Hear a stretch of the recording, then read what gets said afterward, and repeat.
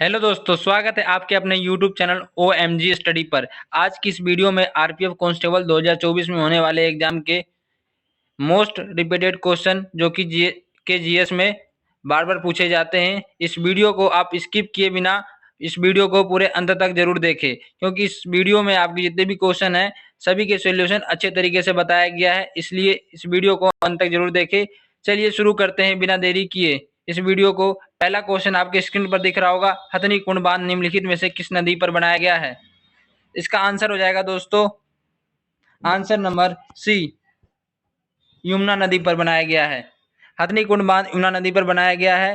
हथनी कुंड हरियाणा राज्य के यमुनानगर जिले में यमुना नदी पर स्थित एक कंक्रीट बैराज है। इसका निर्माण अक्टूबर 1996 से जून 1999 के बीच सिंचाई के उद्देश्य से किया गया था। हीराकुंड बांध उड़ीसा राज्य के महानदी हीराकुंड बांध की बात करें तो वो उड़ीसा राज्य के महानदी पर बनाया गया है। वहीं बात करें नागार्जुन सागर बांध की, वो कृष्णा नदी पर बनाया गया है। वहीं बात करें शिव समुद्रम परियोजना कावेरी नदी जो कि कर्नाटक में स्थित है। अपने दूसरे क्वेश्चन की ओर आगे बढ़ते हैं। निम्नलिखित में से किस वर्ष भारतीय संसद द्वारा पंजाब पुनर्गठन अधिनियम लागू किया गया था? दोस्तों इसका आंसर हो जाएगा आंसर नंबर ए, 1966। 1966 में भारतीय संसद द्वारा पंजाब पुनर्गठन अधिनियम लागू किया गया था। 18वां संविधान संशोधन अधिनियम 1966 के द्वारा अनुच्छेद 3 क जोड़कर यह व्यवस्था की गई थी कि संसद किसी राज्य या संघ राज्य क्षेत्र के एक भाग का गठन कर सकती है। पंजाब को पुनर्गठित करके पंजाब एवं हरियाणा राज्य और हिमाचल प्रदेश राज्य क्षेत्र की स्थापना की गई। वही बात करें अनुच्छेद 3 में यह स्पष्टीकरण जोड़ा गया कि राज्य शब्द के अंतर्गत संघ राज्य क्षेत्र भी आते हैं। 21वां संविधान संशोधन अधिनियम 1967 1967 के द्वारा संविधान की 8वीं अनुसूची में सिंधी भाषा को 15वीं भाषा के रूप में शामिल किया गया। अगर बात करें सिंधी भाषा की, वो 15वीं भाषा के रूप में 1967 में 8वीं अनुसूची में शामिल किया गया दोस्तों। वही 58वां संविधान संशोधन की बात करें तो 1987 के द्वारा राष्ट्र को संविधान का प्रमाणित हिंदी संस्करण प्रकाशित करने के लिए अधिकृत किया गया था दोस्त। आपने चलते हैं नेक्स्ट क्वेश्चन की ओर। क्वेश्चन नंबर तीसरा, केंद्रीय बजट 2020-21 ने corporate brand FPI foreign portfolio investor की सीमा 9% से बढ़ाकर डैश कर दिया गया दोस्त। इसका आंसर क्या हो जाएगा दोस्त? इसका आंसर हो जाएगा आंसर नंबर बी, 15%। इसका आंसर 15% हो जाएगा। केंद्रीय बजट 2020-21 ने कॉर्पोरेट ब्रांड में FPI फॉरेन पोर्टफोलियो इन्वेस्टर्स की सीमा को 9% से बढ़ाकर 15% कर दिया गया। स्वतंत्र भारत में प्रथम अंतरिम बजट नवंबर 1947 में पेश किया गया था। आगे चलते हैं नेक्स्ट क्वेश्चन की ओर। माउंट एवरेस्ट की चोटी पर पहुंचने वाली प्रथम भारतीय महिला कौन थी? आंसर हो जाएगा answer number A, Bachendri Pal. Bachendri Pal को आप सभी जानते होंगे। माउंट एवरेस्ट की चोटी पर पहुंचने वाली प्रथम महिला थी। बछेंद्री पाल पहली भारतीय महिला है जो कि 1984 में माउंट एवरेस्ट शिखर पर पहुंची। माउंट एवरेस्ट को तिब्बत में कोमोलांगमा और नेपाल में सागरमाथा के नाम से जाना जाता है दोस्तों। इसे पृथ्वी का तीसरा ध्रुव भी कहा जाता है माउंट एवरेस्ट को। अपने नेक्स्ट क्वेश्चन की ओर चलते हैं दोस्तों। क्वेश्चन नंबर 5वां, भारतीय खेल प्राधिकरण SAI का मुख्यालय कहाँ पर स्थित है? इसका आंसर हो जाएगा दोस्त आंसर नंबर सी, नई दिल्ली। नई दिल्ली इसका क्या हो जाएगा? आंसर हो जाएगा भारतीय खेल प्राधिकरण का मुख्यालय नई दिल्ली में स्थित है। भारतीय खेल प्राधिकरण की स्थापना 1984 में की गई थी, जिसका मुख्य उद्देश्य 1982 में आयोजित 9वें एशियाई खेल विरासत को आगे बढ़ाना था दोस्त। ठीक है, वहीं बात करें और भी अन्य खेल संस्थान की जो अलग अलग राज्य में स्थित है, जैसे कि नेताजी सुभाष राष्ट्रीय खेल संस्थान पटियाला पंजाब में है। Lakshmibai national institute of physical education, ये संस्थान ग्वालियर मध्य प्रदेश में है। बात करते हैं नेक्स्ट क्वेश्चन की ओर। क्वेश्चन नंबर 6, सेवा कर के अधिरोपण और वसूली के कानूनी प्रावधानों को निम्नलिखित में से किस वर्ष में वित्त विधेयक के माध्यम से प्रस्तुत किया गया था? तो इसका आंसर हो जाएगा आंसर नंबर सी, 1994। सेवा कर के रोपण और वसूली के कानूनी का प्रावधानों का 1994 में वित्त विधेयक के माध्यम से प्रस्तुत किया गया था। ऐसा विधेयक जो धन विधेयक संबंधी विषयों से संबंधित होता है वित्त विधेयक कहलाता है। मतलब दोस्तों समझ गए वित्त विधेयक किसे कहते हैं, जो मतलब धन संबंधी विषयों से संबंधित होता है उसे वित्त विधेयक कहते हैं। वित्त विधेयक को पारित करने की प्रक्रिया अनुच्छेद 117 में है, हमारे संविधान के आर्टिकल 117 में बताई गई है। वित्त विधेयक धन विधेयक से व्यापक होता है, अतः प्रत्येक वित्त विधेयक धन विधेयक नहीं होता। वित्त विधेयक के संबंध में संयुक्त बैठक बुलाई जा सकती है। आगे चलते हैं नेक्स्ट क्वेश्चन की ओर। क्वेश्चन नंबर 7वां, निम्नलिखित में से कौन सा बैंक भारतीय रिजर्व बैंक के उदारीकरण के कारण उसके हिस्से के रूप में निजी क्षेत्र का एक बैंक स्थापित करने वाला पहला बैंक था? इसका आंसर हो जाएगा दोस्त, answer number B, HDFC bank. HDFC bank भारतीय रिजर्व बैंक के उदारीकरण के कारण उसके हिस्से के रूप में निजी क्षेत्र का एक बैंक स्थापित करने वाला पहला बैंक था।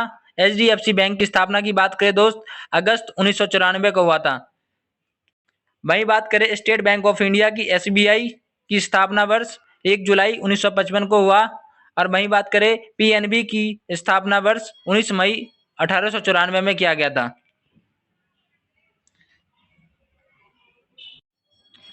वहीं बात करते हैं दोस्त क्वेश्चन नंबर 8वां के, निम्नलिखित में से किसे भारत के स्पेस प्रोग्राम का जनक माना जाता है? इसका आंसर हो जाएगा answer number C, Vikram Sarabhai. Vikram Sarabhai Bharat के स्पेस प्रोग्राम का जनक माने जाते हैं। वहीं बात करें विक्रम साराभाई भारत के स्पेस प्रोग्राम के जनक माने जाते हैं। भारतीय राष्ट्रीय अंतरिक्ष अनुसंधान समिति का गठन 1962 में प्रसिद्ध अंतरिक्ष वैज्ञानिक डॉक्टर विक्रम साराभाई की अध्यक्षता में किया गया था। भारतीय राष्ट्रीय अंतरिक्ष अनुसंधान समिति का पुनर्गठन करके 15 अगस्त 1969 को भारतीय अंतरिक्ष अनुसंधान संगठन की स्थापना की गई। वहीं बात करें प्रकाश के वर्गीकरण उत्कृष्ट कार्य के लिए वर्ष 1930 में CV रमन को भौतिकी का प्रतिष्ठित नोबेल पुरस्कार दिया गया था। अगर बात करें CV रमन को कब दिया गया था नोबेल पुरस्कार? 1930 में। वहीं बात करें डॉक्टर होमी जे भाभा की अध्यक्षता की में अगस्त 1948 को परमाणु ऊर्जा आयोग, अगस्त 1954 में परमाणु ऊर्जा विभाग की स्थापना की गई। अपने नेक्स्ट क्वेश्चन की ओर आगे बढ़ते हैं। सारे ऑप्शन क्लियर हो गए हमारे। निम्नलिखित में से किस वर्ष पांडिचेरी की नींव रखी गई थी? दोस्त इसका आंसर हो जाएगा आंसर नंबर सी, 1673 में। 1673 इसका आंसर हो जाएगा। पांडिचेरी की नींव 1673 में रखी गई थी। 1673 में कंपनी के निर्देशक फ्रैंकोइस मार्टिन ने वालिकोडोपुरम के सूबेदार शेर खां लोधी के कुछ गांव प्राप्त किए, जिसे कालांतर में पांडिचेरी के नाम से जाना गया। पांडिचेरी में फ्रांसीसियों द्वारा पोर्ट लुई नामक किला बनवाया गया और नवंबर 1954 में फ्रांस की सरकार ने अपनी सभी बस्तियां पांडिचेरी, यानाम, चंद्रानगर और करैक्कल को भारत को सौंप दिया गया। 1668 में फ्रोकोइस कैरो द्वारा सूरत में प्रथम फ्रांसीसी फैक्ट्री की स्थापना की गई। नेक्स्ट क्वेश्चन की ओर चलते हैं। क्वेश्चन नंबर 10वां, मिट्टी के पीएच को मिलाकर बढ़ाया जा सकता है। मिट्टी के पीएच को मतलब डैश को मिलाकर बढ़ाया जा सकता है। इसका आंसर हो जाएगा आंसर नंबर सी, चूना पत्थर। क्या हो जाएगा दोस्त इसका आंसर? मिट्टी के पीएच चूना पत्थर मिलाकर बढ़ाया जा सकता है। अम्लीय मिट्टी को चूना से और क्षारीय मिट्टी को जिप्सम से। याद रखना दोस्त, अम्लीय मिट्टी को चूना से और क्षारीय मिट्टी को जिप्सम से और पायराइड से उपचरित करने और खेतों में जिप्सम डालने के बाद पानी को निकलने से उसके साथ क्षारीय तत्व निकल जाते हैं, जिससे मिट्टी में उपजाऊ तत्वों की मात्रा बढ़ जाती है। यदि मिट्टी का पीएच मान बढ़कर 8.5 के ऊपर पहुंच गया तो उन क्षेत्रों के किसानों को अपने खेतों में आंवला और चुकंदर की खेती करनी चाहिए, जिससे मिट्टी का पीएच मान सामान्य हो जाएगा। 5 दिसंबर 2016 को संपूर्ण विश्व में मृदा दिवस के रूप में मनाया जाता है।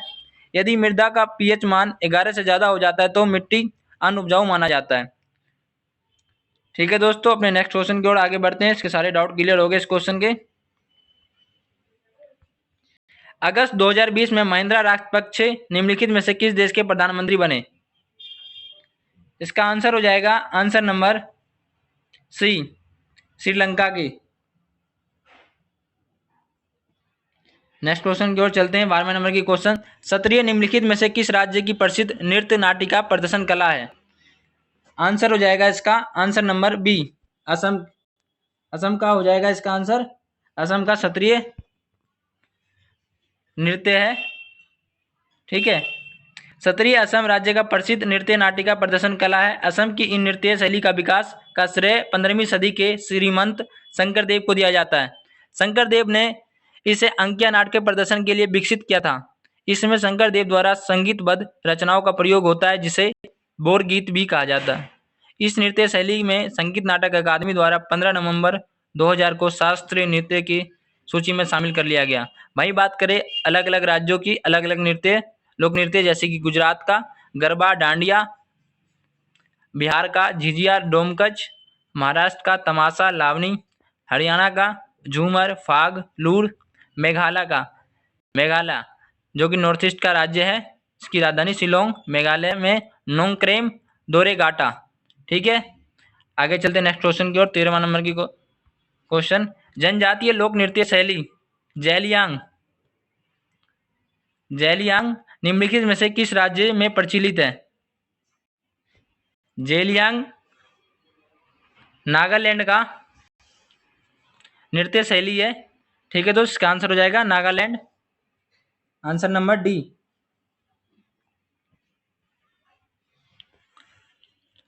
जनजातीय लोक नृत्य शैली जैलियांग नागालैंड राज्य में प्रचलित है। वहीं बात करें अलग अलग राज्यों में जो नृत्य शैली प्रचलित है, जैसे कि मध्य प्रदेश राज्य का लैंगी नृत्य शैली, वहीं बात करें उड़ीसा राज्य की मुद्रिका नृत्य, पश्चिम बंगाल का कीर्तन व यात्रा, आंध्र प्रदेश का गोबी और बोतालू, और कर्नाटक का सुग्गी और लांबी। नेक्स्ट क्वेश्चन की ओर आगे बढ़ते हैं दोस्त। नेक्स्ट क्वेश्चन क्या कह रहा है दोस्त, कैंडेला निम्नलिखित में से किस आधार राशि की एसआई यूनिट है? इसका आंसर हो जाएगा आंसर नंबर सी, दीप्त तीव्रता। कैंडला दीप्त तीव्रता का आधार राशि की एसआई इकाई है। चुंबकीय क्षेत्र का मात्रक सीजीएस पत्ती में गॉस तथा एसआई पत्ती में टेस्ला होता है।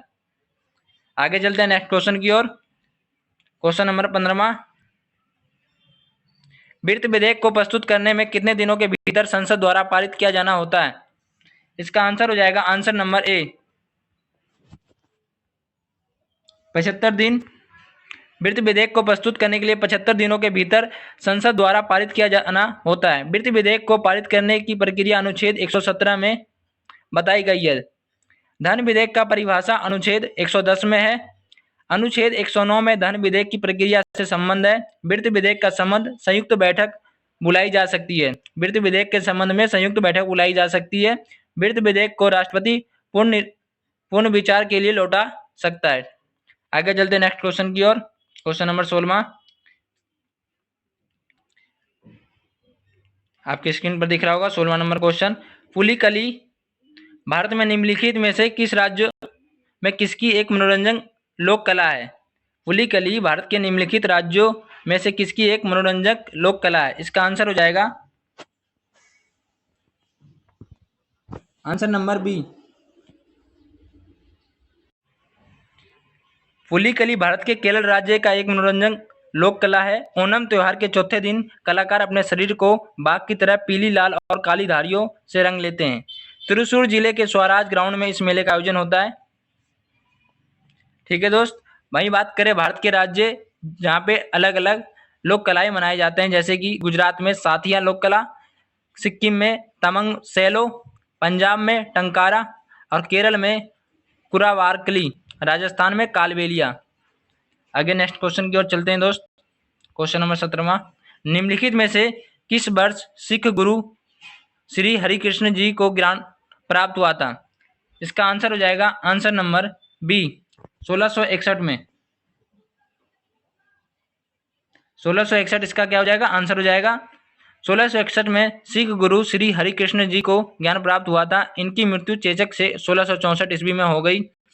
गुरु हरकिशन को बाल गुरु भी कहा जाता है। सिख संप्रदाय की स्थापना का श्रेय गुरु नानक जी को जाता है। गुरु नानक बाबर और हुमायूं के समकालीन थे। गुरु गोविंद सिंह का निवास स्थान आनंदपुर साहिब था एवं कार्यस्थल पाउता था। आगे चलते हैं नेक्स्ट क्वेश्चन की ओर। भाई बात करें क्वेश्चन नंबर 18 की।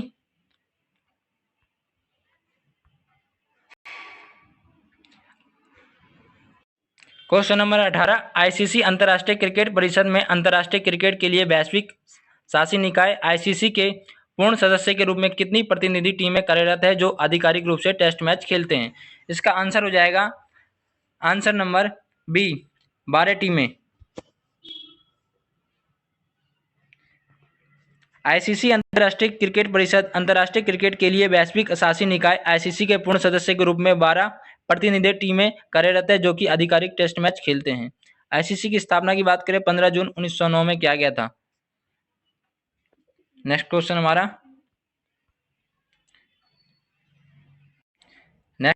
हमारा क्या कह रहा है 19वां, बस्तर दशहरा एक पारंपरिक भारतीय त्योहार है जिसे डैश दिनों की अवधि में मनाया जाता है। इसका आंसर क्या हो जाएगा दोस्त? इसका आंसर हो जाएगा आंसर नंबर ए, 75 दिनों की अवधि में।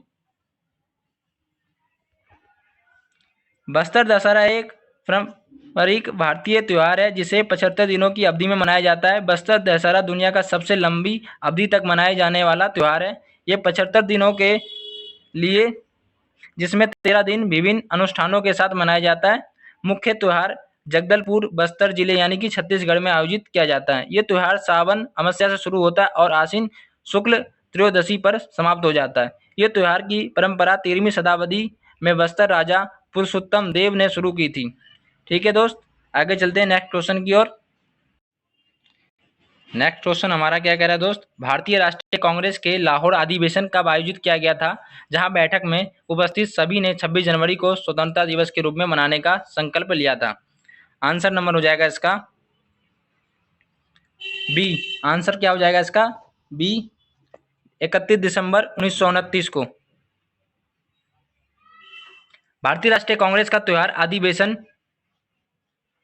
1929 में आयोजित किया गया था जहां बैठक में उपस्थित सभी ने 26 जनवरी को स्वतंत्रता दिवस के रूप में मनाने का संकल्प लिया था। 26 जनवरी 1930 को संपूर्ण भारत में सर्वप्रथम स्वाधीनता दिवस मनाया गया था। दिसंबर 1929 में कांग्रेस का अधिवेशन लाहौर में हुआ था, याद रखना दोस्त, जिसकी अध्यक्षता जवाहरलाल नेहरू के द्वारा की गई थी। लाहौर अधिवेशन में पारित पूर्ण स्वराज के प्रस्ताव के अनुसार कांग्रेस के संविधान में स्वराज शब्द का अर्थ अब से पूर्ण स्वतंत्रता का या पूर्ण स्वराज का होगा, ये कहा गया था। सम्मेलन में 31 दिसंबर 1929 को मध्य रात्रि को रावी नदी के तट पर कांग्रेस के अध्यक्ष नेहरू जी ने भारतीय स्वतंत्रता का प्रतीक तिरंगा झंडा, पूर्ण स्वराज, वंदे मातरम और इंकलाब जिंदाबाद के नारे के बीच झंडा फहराया था। अपने नेक्स्ट क्वेश्चन की ओर बढ़ते हैं। बिच्छू के डंक निम्नलिखित में से कौन सा अम्ल पाया जाता है? ये क्वेश्चन बार बार पूछे जाते हैं। बिच्छू के डंक निम्नलिखित में से कौन सा अम्ल पाया जाता है? आंसर हो जाएगा इसका आंसर नंबर बी, मेथेनोइक अम्ल। आंसर क्या हो जाएगा दोस्त? मेथेनोइक अम्ल, आंसर बी। वही बात करें सिट्रिक अम्ल, वो नींबू और संतरा में पाया जाता है। वही बात करें एसिटिक अम्ल, सिरका में। लैक्टिक अम्ल, खट्टा दूध या दही में। एक्जोलिक अम्ल, पालक और टमाटर में। एक्जोलिक अम्ल पालक और टमाटर में। यूरिक अम्ल, मूत्र में। ठीक है दोस्त, सारे क्लियर हो गए। आगे चलते हैं नेक्स्ट क्वेश्चन की ओर। हमारा नेक्स्ट क्वेश्चन है 22वां, इलेक्ट्रॉन की खोज कब की गई थी? इसका आंसर हो जाएगा आंसर नंबर ए, 1897 में। इलेक्ट्रॉन की खोज 1897 में की गई थी। इलेक्ट्रॉन की खोज जे थॉमसन ने किया था। इलेक्ट्रॉन एक ऋणवेशित मूल कण है तथा परमाणु के नाभिक के चारों ओर विभिन्न ऊर्जा स्तरों वाले कक्षाओं में चक्कर काटते रहते हैं।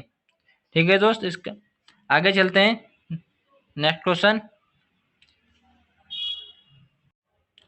अगस्त 2020 में भारत के किस पूर्व राष्ट्रपति की मृत्यु? एपीजे अब्दुल कलाम इसका मिस प्रिंटिंग हो गया, ऑप्शन यहाँ पे आ गया ए।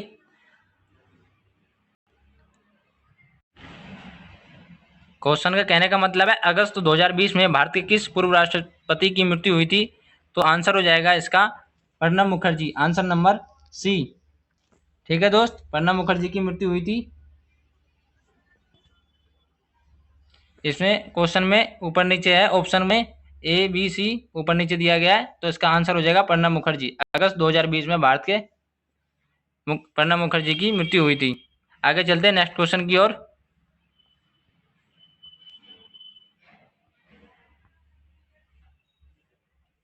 अपने नेक्स्ट क्वेश्चन क्या कह रहा है दोस्त? 24वां HDFC बैंक का मुख्यालय निम्नलिखित में से किस शहर में स्थित है? आंसर हो जाएगा इसका आंसर नंबर डी।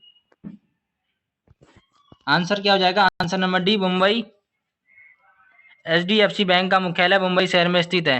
वहीं बात करें अन्य बैंकों का, जो किन किन राज्यों में जिनका मुख्यालय है। United bank of India Kolkata में, आंध्र बैंक की हैदराबाद में, बैंक ऑफ बड़ौदा का बड़ोदरा में, कैनरा बैंक का बेंगलुरु में, पंजाब नेशनल बैंक का नई दिल्ली में मुख्यालय है। नेक्स्ट क्वेश्चन की ओर आगे बढ़ते हैं दोस्त। लोथियन द्वीप वन्य जीव अभ्यारण्य निम्नलिखित में से किस राज्य में स्थित है? 25वां क्वेश्चन हमारा, लोथियन द्वीप वन्य जीव अभ्यारण्य किस राज्य में है? इसका आंसर हो जाएगा पश्चिम बंगाल। ठीक है दोस्त, लोथियन द्वीप पश्चिम बंगाल की दक्षिण 24 परगना में सुंदरबन का हिस्सा है। लोथियन द्वीप बर्ड सेंचुरी यहाँ पाई जाने वाली विभिन्न प्रकार की पक्षियों की प्रजातियां के लिए प्रसिद्ध है। इसमें black capped, kingfisher, curlew, white वैलिड जैसे पक्षी शामिल हैं। ठीक है दोस्तों, आगे चलते हैं नेक्स्ट क्वेश्चन की ओर। हमारा नेक्स्ट क्वेश्चन क्या है? निम्नलिखित में से किसने विश्व वृंगवंशी की जीवन विशेष कोडुविन लिखी है? इसका आंसर हो जाएगा answer number A, Nirupama Yadav. Nirupama Yadav ने विश्व वृंगवंशी की जीवनी विशेष कोड टू विन लिखी है। ठीक है दोस्त, अन्य लेखक की बात करें चेतन भगत, इन्होंने 400 डेज नामक पुस्तक लिखी है। सुधा मूर्ति की बात करें the sage with the horns, Sudha Murty ने लिखी है। अनुराधा रॉय की बात करें द अर्थ स्पिनर। वहीं बात करें सुधा मूर्ति की एक और किताब how the earth got its beauty. ठीक है दोस्त, आगे चलते हैं अपने नेक्स्ट क्वेश्चन की ओर। क्वेश्चन नंबर 27, निम्नलिखित में से कौन अपने कार्यकाल की समाप्ति से पहले प्रधानमंत्री की सलाह पर लोकसभा भंग कर सकता है? इसका आंसर हो जाएगा राष्ट्रपति, आंसर नंबर सी। राष्ट्रपति अपने कार्यकाल की समाप्ति से पहले प्रधानमंत्री की सलाह पर लोकसभा को भंग कर सकता है दोस्त। प्रधानमंत्री लोकसभा का नेता होता है। प्रधानमंत्री राष्ट्रपति को संसद का सत्र आहूत करने एवं सत्रासन करने संबंधी परामर्श देता है। वो किसी भी समय लोकसभा को विकसित करने की सिफारिश राष्ट्रपति से कर सकता है। प्रधानमंत्री सभा पटल पर सरकार की नीतियों का घोषणा करता है। लोकसभा और राज्यसभा के अधिवेशन राष्ट्रपति के द्वारा ही बुलाए और सत्रावासन किए जाते हैं। प्रथम लोकसभा का कार्यकाल 17 अप्रैल 1952 से 4 अप्रैल 1957 तक रही थी। आगे चलते हैं नेक्स्ट क्वेश्चन की ओर दोस्त।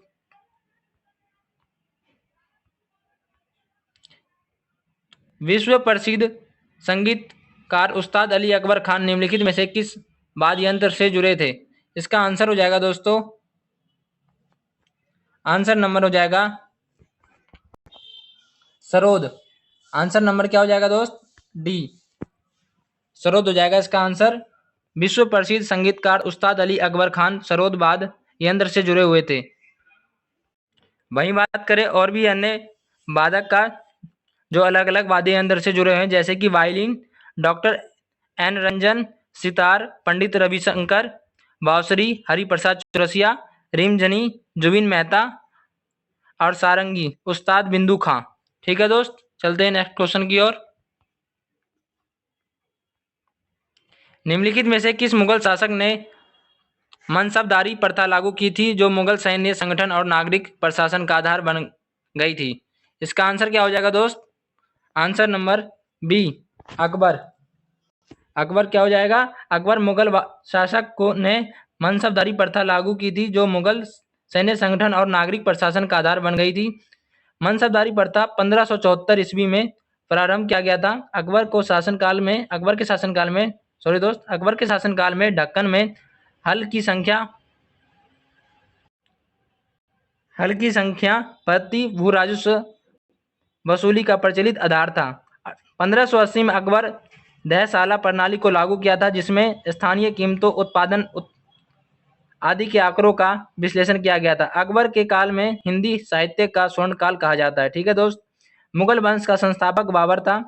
ठीक है। जहांगीर ने आगा राजा का नेतृत्व आगरा के एक चित्रनशाला की स्थापना की थी। ठीक है दोस्त। आगे चलते हैं नेक्स्ट क्वेश्चन की ओर, अपने क्वेश्चन नंबर 30, और इस वीडियो का अंतिम क्वेश्चन होगा 30वां क्वेश्चन। वीरशैव परंपरा का उदय वर्तमान में डैश में 12वीं शताब्दी में हुआ था। इसका आंसर क्या हो जाएगा दोस्त? इसका आंसर हो जाएगा आंसर नंबर सी, कर्नाटक में। ऑप्शन ऊपर नीचे लिखे गए। ठीक है दोस्त। इसका आंसर हो जाएगा वीरशैव परंपरा का उदय वर्तमान कर्नाटक में 12वीं शताब्दी में हुआ था। कर्नाटक के उत्तरी जिले में वीरशैव समुदाय की आबादी अधिक है और लिंगायत और वीरशैव अनुयायी का भगवान शिव का लिंग धारण करते हैं। वीरशैव का अर्थ है कि भगवान शिव के वीर। वही बात करें दोस्त, लिंगायत वीरशैव अनुयायी भगवान शिव का लिंग धारण करते हैं और वीरशैव का अर्थ है भगवान शिव के वीर। जैसा कि मैंने बताया, 12वीं शताब्दी के कर्नाटक के एक नवीन आंदोलन का उदय हुआ था 12वीं शताब्दी में, जिसका नेतृत्व बासवन्ना नामक एक ब्राह्मण ने किया था। बासवन्ना कलचुरी राजा के दरबार के मंत्री थे। इनके अनुयायी वीरशैव व लिंगायत कहलाए। कलचुरी वंश का संस्थापक कोक्कल प्रथम था। इसकी राजधानी त्रिपुरी यानी कि मध्य प्रदेश थी। ठीक है दोस्त। इस वीडियो को यही रोकते हैं। क्लास अगले में मिलेंगे आपके नेक्स्ट क्लास में आपसे। ठीक है। वीडियो अच्छी लगी तो लाइक करें, सब्सक्राइब करें। ठीक है। वीडियो को देखने के लिए धन्यवाद आप सभी का।